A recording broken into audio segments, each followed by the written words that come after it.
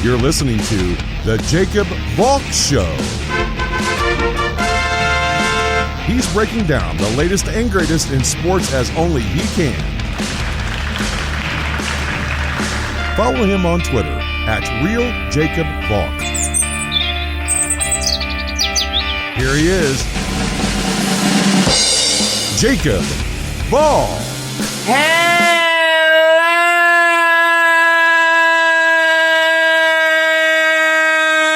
sports fans. Welcome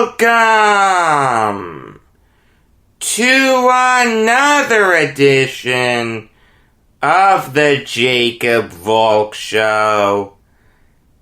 I am Jacob Valk.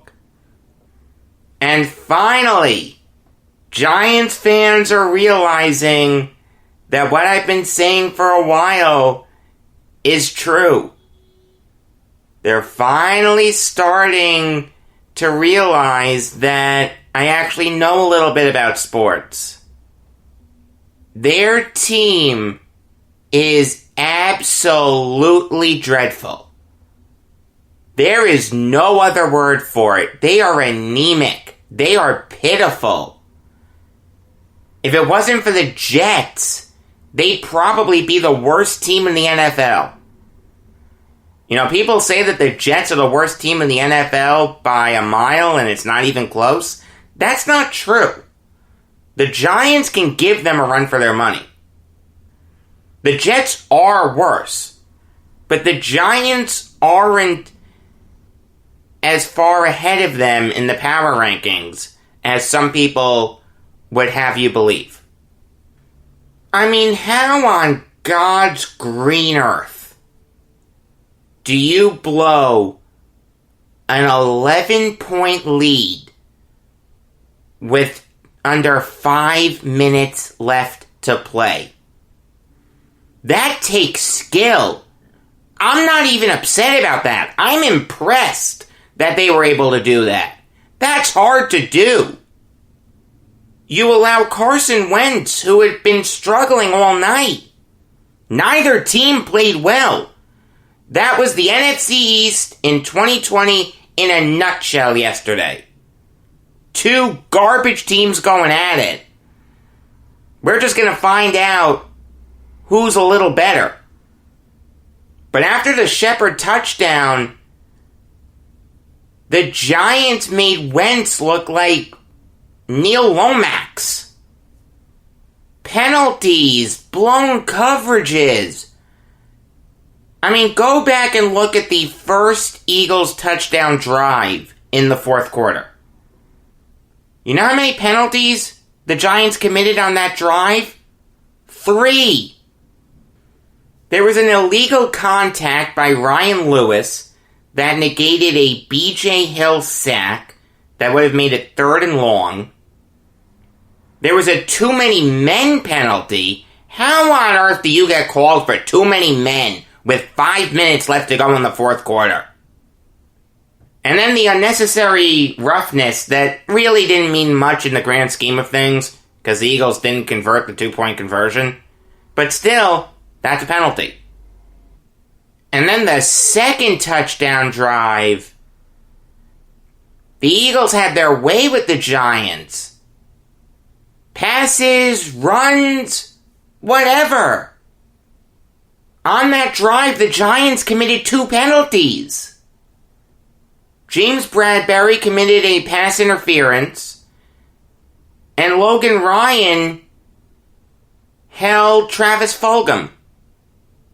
Now, it's 1st and goal at the 3-yard line after the Ryan hold. Jason Kelce decided to rip off, I think it was Dalvin Tomlinson's face mask. So instead of 1st and goal at the 3, it's 1st and goal at the 18. Let me ask you something, watching that game. Did you think the Giants' defense was going to hold that? 4 shots for Carson Wentz to get a touchdown from the 18-yard line. Did you think the Giants' defense was going to hold? I didn't. I'll tell you right now. Boston Scott just burned Jabril Peppers. And the Eagles pull off the comeback. This Giants defense is abysmal. It's another terrible loss for the G-men over the Eagles. The miracle at the Meadowlands, the miracle at the new Meadowlands, now this. Carson Wentz has a tendency to try to play hero ball too much. How do you not take advantage of that? He only turned the ball over once yesterday. Patrick Graham has done a terrible job with this defense. The Giants are middle of the pack in terms of total yards allowed and passing yards allowed. Rushing yards allowed, they're in the top 10. They have a great defensive line. Points allowed, middle of the pack. Third down percentage, 29th in the league. Graham is terrible. I mean, I just don't understand why we weren't talking about him before today. Admittedly, it's an oversight by me because I was focusing on Gettleman, Judge, and Jones, but Graham is no saint in this. He's the defensive coordinator who has a really good defensive line at his disposal, a couple big free agent signings in James Bradbury and Blake Martinez. He's got to be able to make the other pieces work. He has not done that.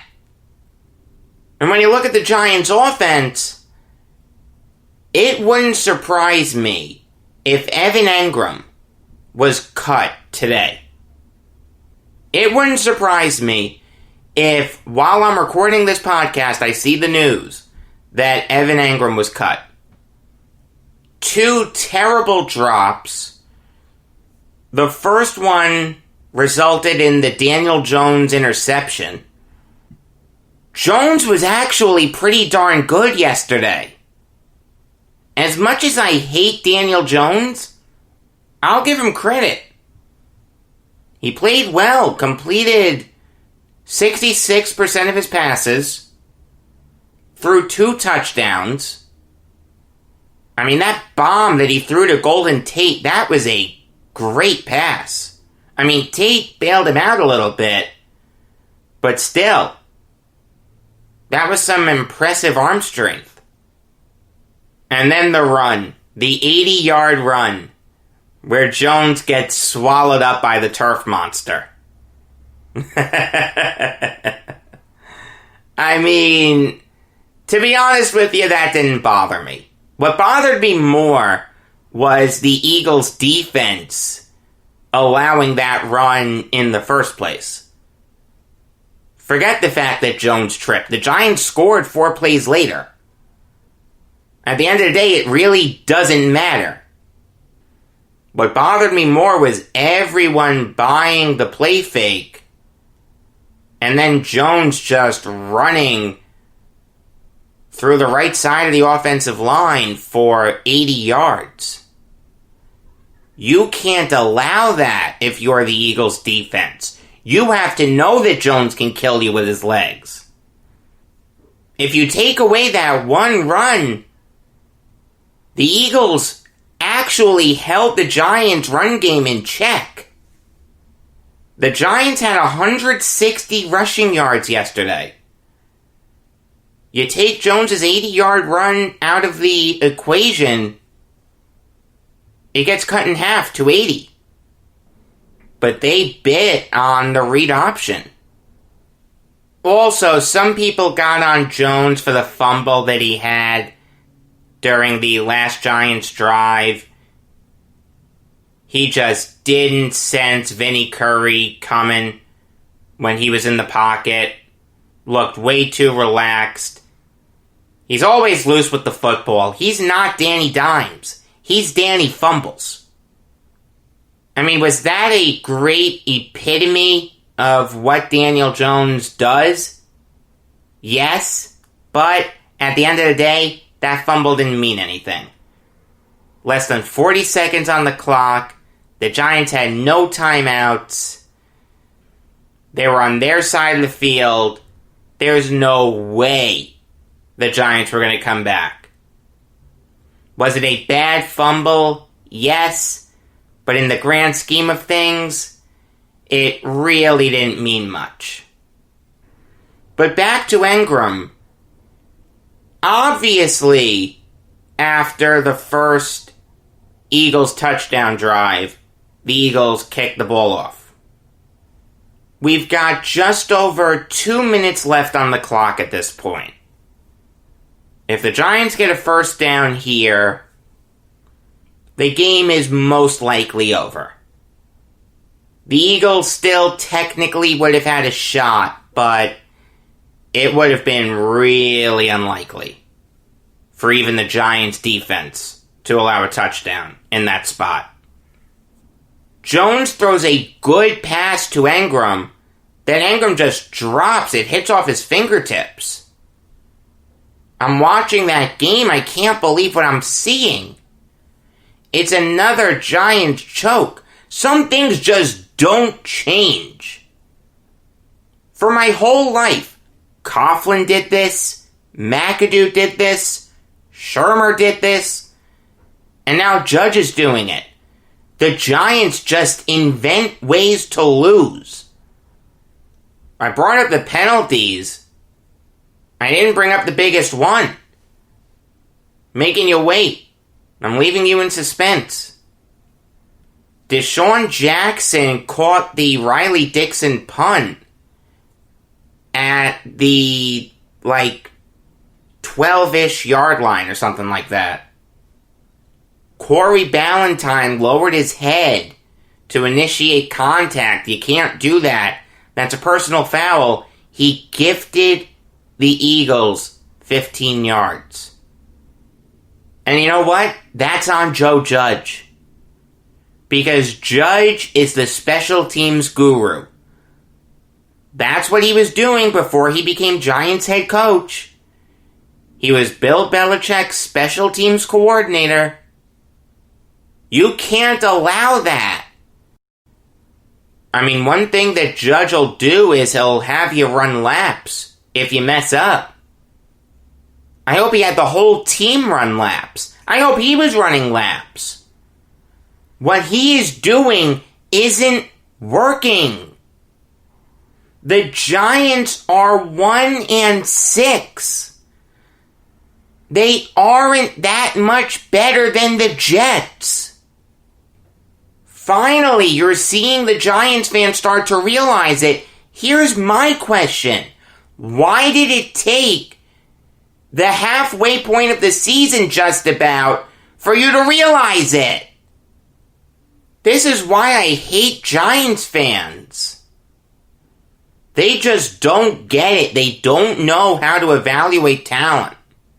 From how they treated Eli Manning at the end, to saying, you know what, this team's in a good spot, they're losing close, blah, blah, blah. Well, it doesn't get much closer than a 1-point loss. And you know what? It looks the same in the standings as a 20-point loss. The notion that a close loss is somehow better than a blowout loss? It's not. There's no such thing as a good loss. You want to tell me there are moral victories? Fine, you can tell me that. But that means nothing in the standings. The Giants have more moral victories than the Jets. You know what? They're both in last place in their division right now. This team is inept. They have a clueless general manager. They have a coach that is in way, way, way over his head. This guy was a no-name when he was hired. It's okay if you want to give a first-time head coach a shot, but you can't do that in New York. That doesn't work. I mean, it's okay if it's a sexy coordinator or a hotshot college coach, but not a dark horse like Joe Judge. That would be like the Jets hiring the Toronto Argonauts special teams coordinator as their next head coach. I have no idea if Judge is going to turn into a good head coach or not. I'd be surprised if he got another opportunity after this. At the end of the day, Gettleman is gone, and the new GM is going to want to bring in his own guy. Daniel Jones is a bust. The offensive line is putrid. The linebackers are putrid. The secondary, with the exception of Bradbury, is putrid. The whole team is putrid. Anemic, garbage, whatever word you want to use. It's incredible. The two worst teams in the NFL call New York their home.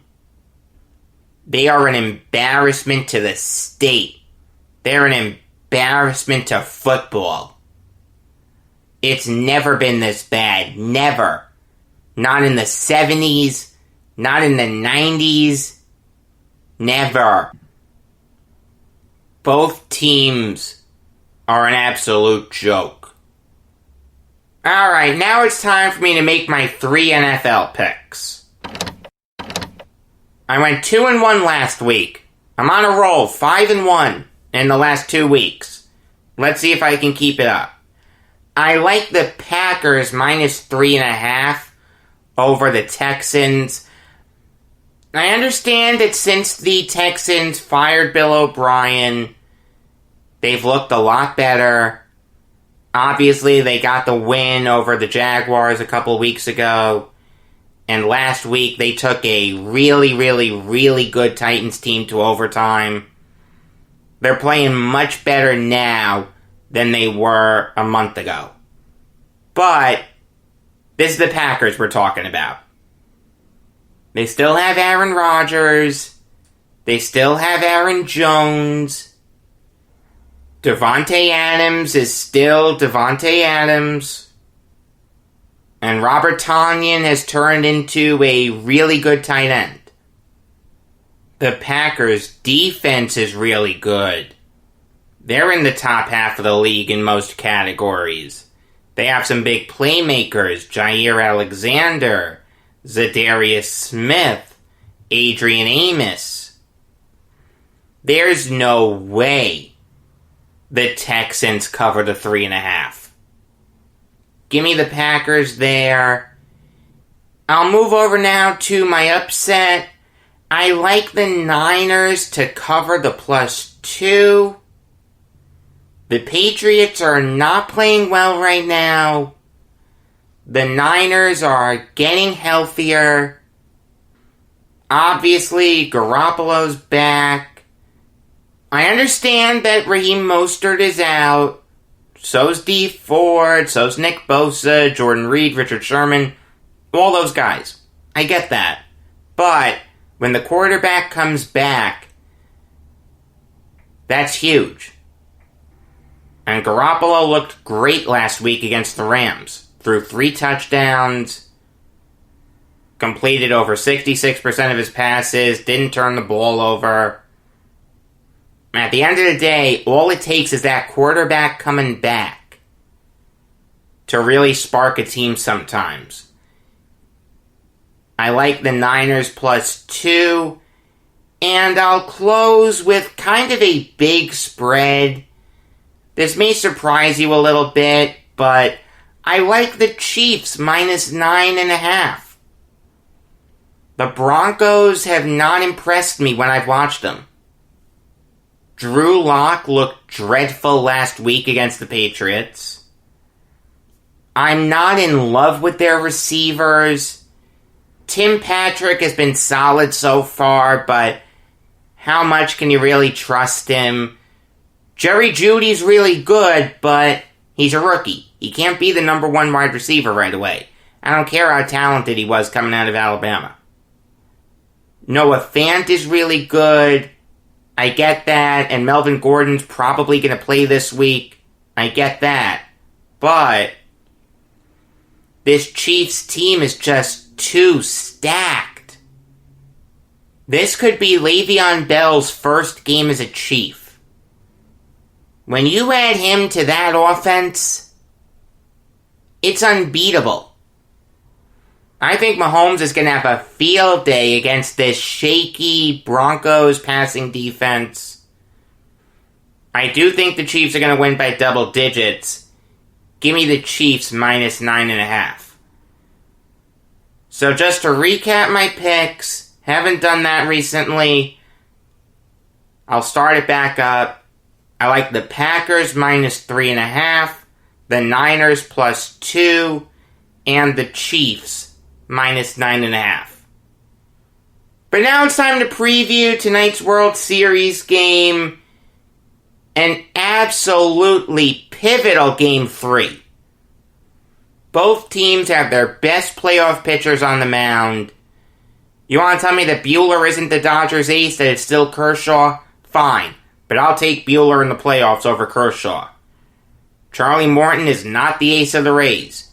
It's Snell and then Glasnow. Morton's number 3. But in the playoffs, I'll take Morton over all of them. This is going to be a fantastic game. This is going to be a low-scoring game, a close game throughout. If you're a baseball fan, you've got to be licking your chops at the thought of this matchup. If you're not, there's something wrong with you. The thing with Buehler is he's kind of a weird pitcher. He's a righty, but he's much more effective against lefties. And that's because his stuff plays better to lefties. He tends to throw his curve and his cutter through the part of the zone where it would lock lefties up. And if they swing at it, they're just hitting it into the ground. It's right at their knees. But what Buehler does against righties is really, really smart.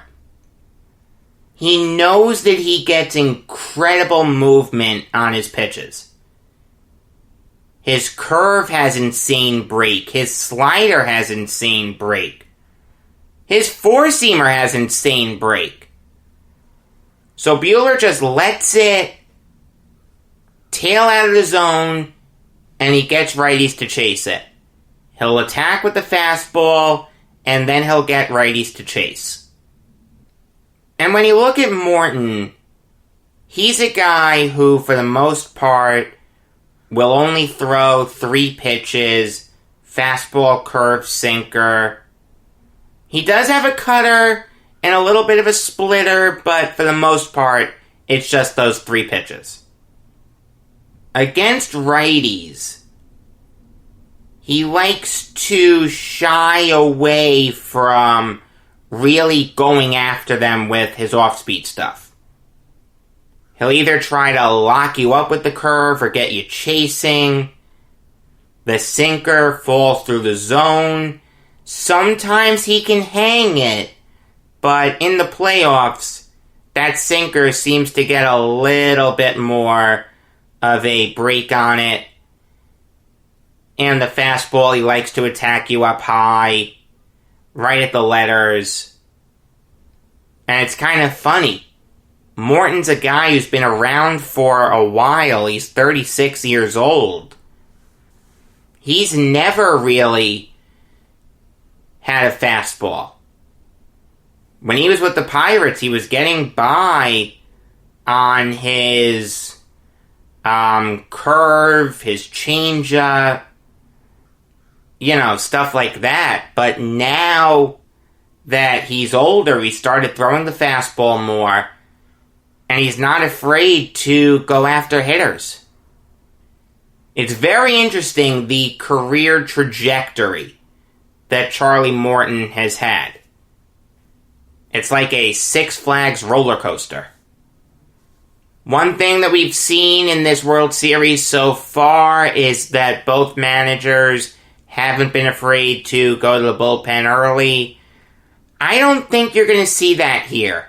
I really think that both Kevin Cash and Dave Roberts are going to ride these guys hard. And that's the way baseball should be. I'm telling you, sometimes these managers look like kids on Christmas, running to the newest toy under the tree. More often than not, you'll find that the toys you have are more than sufficient.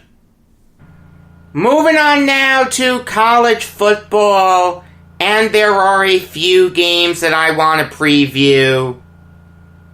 The first one is NC State versus UNC.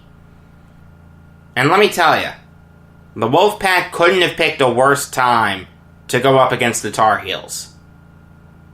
Their quarterback, Devin Leary, is out. Bailey Hockman is their backup. He's going to have to start. He's not 100%. He's been dealing with a knee issue. I mean, neither quarterback is that great, but Leary's better than Hockman. But one thing that NC State has going for them offensively is their running game. Zonovan Knight and Ricky Person Jr.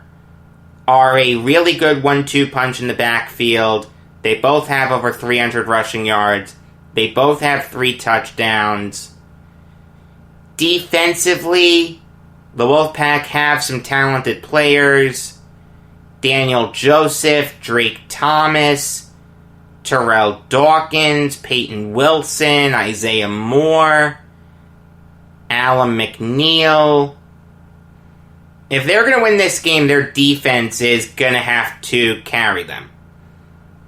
But ultimately, I don't think they're going to be able to keep up with the Tar Heels. Sam Howell is just too good. I understand that the Tar Heels are coming off a tough loss last week. Even though I wasn't 100% sold on them as the 5th best team in the nation, they should have beaten FSU. Okay? It's just that simple. I think UNC is going to be ticked off about this loss. I think Mac Brown is going to use that to motivate his guys. Sam Howell, I think, is going to have a field day against this okay-ish Wolfpack defense. They have some talented players. They just haven't been able to put it all together. NC State is 47th in the nation in opposing points per game. We've had 77 teams play. They're in the bottom half of the nation. They've allowed 31.5 points per game. That's not good. UNC's running game is really talented. Michael Carter and Javonte Williams.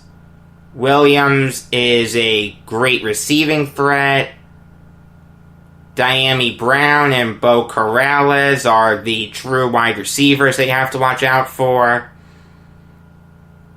Defensively, UNC is anchored by Tomon Fox and Chaz Surratt. Ultimately, I think NC State's quarterback play is going to doom them here. I don't have much faith in Hockman. I think UNC is going to win this game pretty convincingly. Moving on now to Iowa State versus Oklahoma State. And when you look at Iowa State, they run a pro-style offense. It's why Matt Campbell will sometimes get head coaching buzz. I'm not sure how I feel about that. I think there are more deserving college head coaches that deserve a shot, but I don't think Campbell would do a bad job if he made the jump to the pros. I gotta say, I really like watching the Cyclones play. Brock Purdy's had a good season. Breece Hall has had a good season. The one thing that Campbell preaches, and Purdy's really good at this, is spreading the wealth around with his pass catchers. 12 Cyclones have multiple catches this year. I mean, the guys who you really need to watch out for are Xavier Hutchinson, Charlie Kohler, Landon Akers, and Chase Allen. Defensively, Iowa State has a couple good players. Will McDonald and Jaquan Bailey are sack artists. But other than that, they really don't have anyone else that scares me. Let me tell you, they shouldn't even be mentioned in the same breath as the Cowboys defense. This Oklahoma State defense has only allowed 9 points per game. That is the second best mark in the nation. If any team can key in on all the offensive weapons that Iowa State has, it's Oklahoma State. I mean, I'll rattle off some of the big names they have. Calvin Bundage, Trace Ford. I know I'm going to butcher this kid's name. Amen Ogbongbemiga. I apologize. I should know how to pronounce your name because you're really talented. This name I can pronounce, though. Malcolm Rodriguez. Here's what I love about Rodriguez. Oklahoma State has only played 3 games. He has 5 forced fumbles. That is incredible. Devin Harper, Cameron Murray, Tyron Irby, Sione Asi, Colby Harville-Peel. How do you beat that defense? It doesn't matter that Oklahoma State has Chuba Hubbard. It doesn't matter that they have Tylan Wallace. Yes, those are 2 of the best offensive players in the nation, but when you have a defense that great, you could put my dead grandmother at running back and my dead grandfather at wide receiver, and you'd be okay. This is going to be a big test for Oklahoma State. They haven't gone up against a team with this potent of an offense, but I think they're up for the challenge. It's in Stillwater. Give me the Cowboys.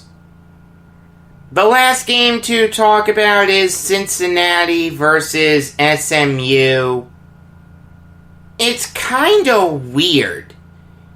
Cincinnati doesn't have a great offense, but they're averaging over 35 points per game. It's really weird. Who scares you on that offense? Desmond Ridder? Jared Dokes? Jason Jackson? It's bizarre, but one thing that they're so good at is using their defense to set up scoring opportunities. They don't need a great offense. They usually get fantastic field position. Myjai Sanders is a sack artist. He's really good at generating pressure, and that sets up people like Ahmad Gardner, Kobe Bryant, Arquan Bush, and Darian Beavers to intercept passes. Luke Fickell has done a great job of drilling into the Bearcats that you need to turn defense into offense. And since he does that better than a lot of pro teams. And when you look at SMU, they're kind of the polar opposites of that. I'm not saying in terms of their defense. They have a really, really good defense. But their offense is phenomenal. It's the 7th best offense in the nation in terms of points per game. I know I'm going to butcher his name. Shane Buechel? I should know how to pronounce his name. I've heard it pronounced a million times. He's one of the best college quarterbacks in the nation. Ulysses Bentley IV is incredibly underrated as a running back. Sonny Dykes has done a great job of getting all his receivers involved. Rashee Rice, Danny Gray, Kylan Granson, Tyler Page. Who are you going to key in on if you're Cincy? Defensively, they're solid. Compared to Cincy, they're nothing, but compared to most teams, the Mustangs have a ton of talent. Elijah Chapman, Delano Robinson, Nelson Paul, Junior Aho, Brandon Crossley already has 3 picks. This is a very underrated SMU team. They're a lot better than some people are giving them credit for. Dykes was garbage in California, but let me tell you, he's really turned it around at SMU. I understand that the Mustangs have a couple big injuries. Reggie Roberson and TJ McDaniel are out for the year. But ultimately, I just think SMU is too talented. Give me the Mustangs. There are a few hockey stories that I want to talk about. The first one concerns the Canucks locking up Jake Virtanen for 2 years at $5.1 million. And that's a good move for the Canucks. Last year, Virtanen had 36 points in 69 games. Every year he's been in the NHL regularly, he's gotten better offensively. His defensive game still needs some work. But the way the Canucks have their line structured, their top 2 lines are all offense, and their bottom 2 lines are all defense.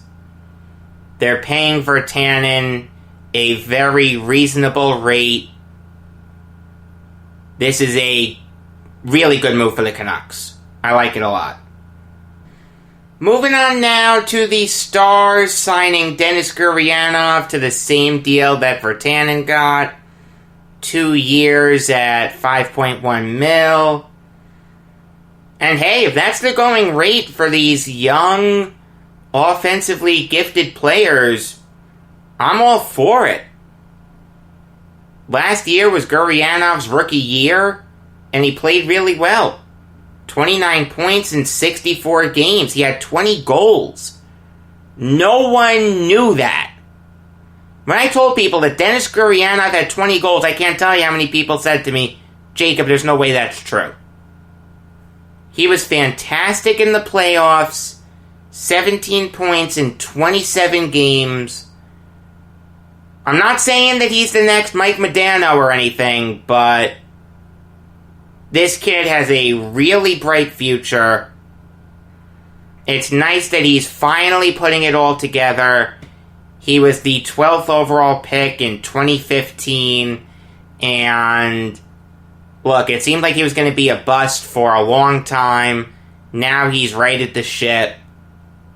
Good for the Stars in rewarding him for his really, really good season last year. The last hockey story to talk about is the Devils signing Dmitry Kulikov for 1 year at $1.15 million. And I don't mind this move for the Devils. They really needed to add some defensemen this offseason. Obviously, they traded Andy Green just before the deadline last year.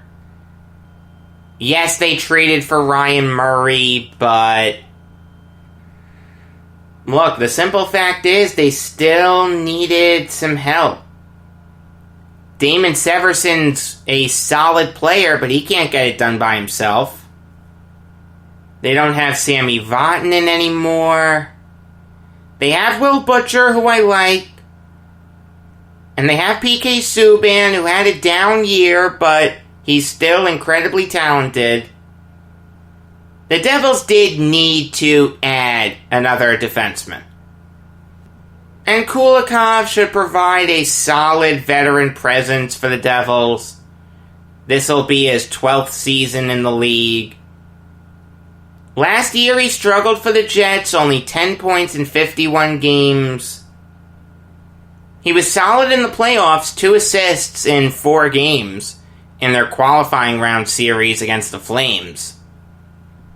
But no one's going to be expecting him to be Scott Stevens. He'll be a solid player on their third defensive pair. It's hard to get crazy excited about this signing, but it's a solid one for the Devils. It makes sense. A little over $1 million is a good rate for him. I don't mind the move. I do want to talk about the really sad death of Matt Blair. It's okay if you don't know the name Matt Blair, but there was a time when he was one of the best linebackers in the NFL. He went to college at Iowa State, and in 1971, he played in the Sun Bowl. He was the game's most outstanding defensive player, which is all the more impressive when you factor in the fact that the Cyclones lost 33-15. So just imagine how dominant Blair was to be given that honor in a game where the Cyclones allowed 33 points. That's pretty solid.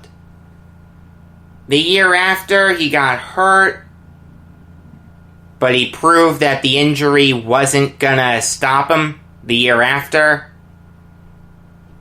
He was an All-American. He played in the Hula Bowl, the Shrine Game, and the Senior Bowl. That helped him become the 51st overall pick in the 1974 NFL Draft by the Vikings. It didn't take Blair a long time to establish himself with the Vikings. He did start his rookie season. The Vikings actually made the Super Bowl in 1974, Super Bowl IX. They went up against the Pittsburgh Steelers. They lost 16-6. The only points that the Vikings scored in that game was a Matt Blair blocked punt that was recovered by Terry Brown. In 1976, the Vikings had probably their best season in their franchise's history. They made the Super Bowl with one of the best defenses in the NFL. Yes, Fran Tarkenton was there, and Tarkenton was great, but the seminal reason that they made the Super Bowl that year was their defense. They only gave up 12.5 points per game. That was the second to lowest mark in the league. The Vikings went 11-2-1, and Blair dominated all year. He recovered 5 fumbles, intercepted 2 passes. In the NFC Championship game that year against the Rams, the Vikings won 24-13. Blair recovered 2 fumbles. After that, the Vikings went up against the Raiders in Super Bowl 11. They'd lose 32-14. And Blair decided, you know what?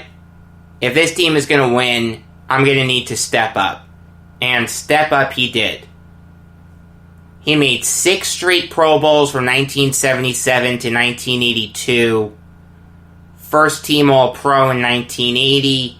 Second team All-Pro in 1981.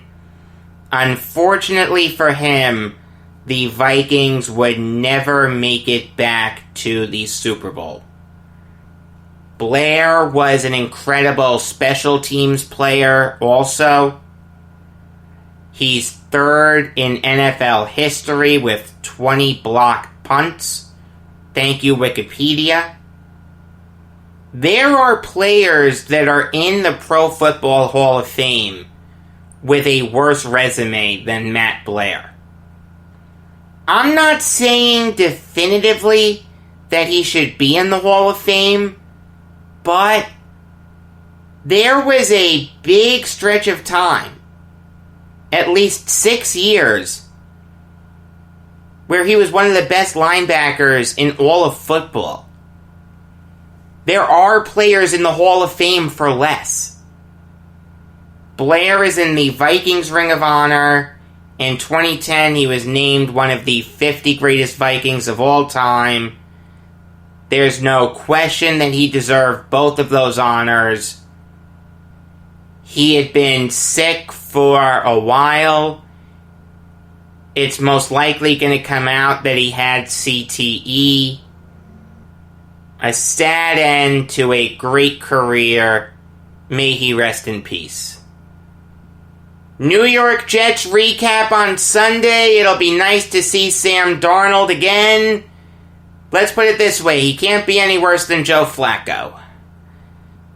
Regular episodes of The Jacob Valk Show come your way every weekday afternoon.